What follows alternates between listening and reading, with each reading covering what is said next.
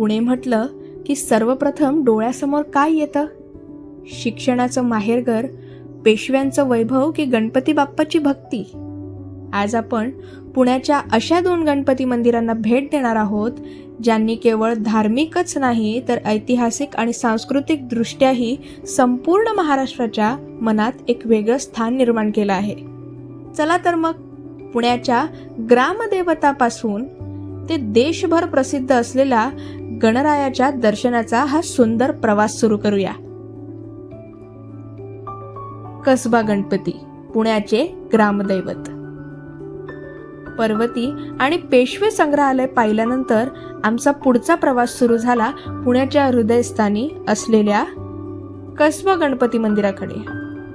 पुण्यातील अनेक प्रसिद्ध ठिकाणे पाहताना ज्या मंदिराचे नाव वारंवार कानावर पडत होते ते म्हणजे कसबा गणपती. हे मंदिर केवळ एक धार्मिक स्थळ नाही तर पुण्याच्या इतिहासाचा एक जिवंत भाग आहे. कसबा गणपतीला पुण्याचे ग्रामदैवत म्हणून ओळखले जाते. ग्रामदैवत म्हणजे एखाद्या शहराचे किंवा गावाचे रक्षण करणारी आणि त्या ठिकाणच्या लोकांच्या श्रद्धेचे केंद्र असलेली देवता. पुणे शहराच्या विकासाचा इतिहास जसा पुढे गेला तसतशी कसबा गणपतीची ओळखही अधिक दृढ होत गेली. इतिहासात पाहिले तर जिजाऊ माता आणि बाल शिवाजी महाराज जेव्हा पुण्यात वास्तवात आले तेव्हा या भागात गणपतीची मूर्ती सापडल्याची कथा सांगितली जाते. त्यानंतर या मूर्तीची प्रतिष्ठापना करण्यात आली आणि पुढे मंदिर उभारण्यात आले. त्यामुळे या मंदिराचा संबंध थेट मराठा साम्राज्याच्या सुरुवातीच्या काळाशी जोडला जातो. मंदिर परिसरात प्रवेश करताच एक वेगळी शांतता जाणवते. मंदिरातील गर्दी, वाहतूक आणि गोंगाट काही क्षणांसाठी विसरायला लावणारे हे ठिकाण आहे. अनेक भाविक श्रद्धेने दर्शनासाठी येथे येतात.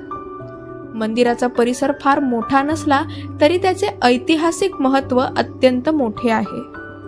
पुण्यातील सार्वजनिक गणेशोत्सवामध्ये कसबा गणपतीला विशेष मानाचे स्थान आहे. गणेश विसर्जन मिरवणुकीत पहिला मान कसबा गणपतीला दिला जातो. हा मान केवळ परंपरा नाही तर पुणेकरांच्या श्रद्धेचे प्रतीक आहे. शेकडो वर्षांची ही परंपरा आजही तितक्याच आदराने जपली जाते. कसबा गणपतीचे दर्शन घेताना इतिहास, परंपरा आणि श्रद्धा या तिन्ही गोष्टी एकाच वेळी अनुभवायला मिळतात. त्यामुळे पुण्याला भेट देणाऱ्या प्रत्येकाने या ठिकाणाला अवश्य भेट द्यावी असे वाटते. श्रीमंत दगडूशेठ हलवाई गणपती, श्रद्धा आणि सेवाभावाचे प्रतीक. कसबा गणपतीचे दर्शन घेतल्यानंतर आम्ही निघालो पुण्यातील सर्वात प्रसिद्ध मंदिरांपैकी एक असलेल्या श्रीमंत दगडूशेठ हलवाई गणपती मंदिराकडे. दगडूशेठ हलवाई गणपती हे नाव महाराष्ट्रातच नव्हे तर संपूर्ण भारतात प्रसिद्ध आहे. दरवर्षी लाखो भाविक येथे दर्शनासाठी येतात. अनेक लोक पुण्याला आले की सर्वप्रथम दगडूशेठ गणपतीचे दर्शन घेतात. या मंदिराची स्थापना व्यापारी आणि समाजसेवक दगडूशेठ हलवाई यांनी केली होती. कालांतराने हे मंदिर पुण्याच्या धार्मिक जीवनाचा अविभाज्य भाग बनले. लोकमान्य टिळकांनी सार्वजनिक गणेशोत्सवाला चालना दिल्यानंतर या मंदिराचे महत्त्व आणखी वाढले. मंदिरासमोर उभे राहिल्यावर सर्वप्रथम लक्ष वेधून घेते ती गणपती बाप्पाची भव्य आणि आकर्षक मूर्ती. सोन्याचे अलंकार, सुंदर सजावट आणि भक्तांच्या चेहऱ्यावर दिसणारी श्रद्धा हे दृश्य मनात कायमचे कोरले जाते. दर्शनासाठी येणाऱ्या भक्तांमध्ये सर्व स्तरातील लोक दिसतात. विद्यार्थी, व्यापारी, कलाकार, अधिकारी, पर्यटक. प्रत्येक जण आपल्या श्रद्धेनुसार बाप्पाच्या चरणी नतमस्तक होताना दिसतो. अनेक लोक आपल्या आयुष्यातील महत्त्वाच्या निर्णयांपूर्वी येथे दर्शन घेण्यासाठी येतात. मात्र दगडूशेठ गणपतीची ओळख केवळ मंदिरापुरती मर्यादित नाही. विविध सामाजिक उपक्रम, आरोग्य सेवा, शैक्षणिक मदत आणि समाजहिताच्या अनेक कार्यांमुळे या संस्थेने समाजात वेगळी ओळख निर्माण केली आहे.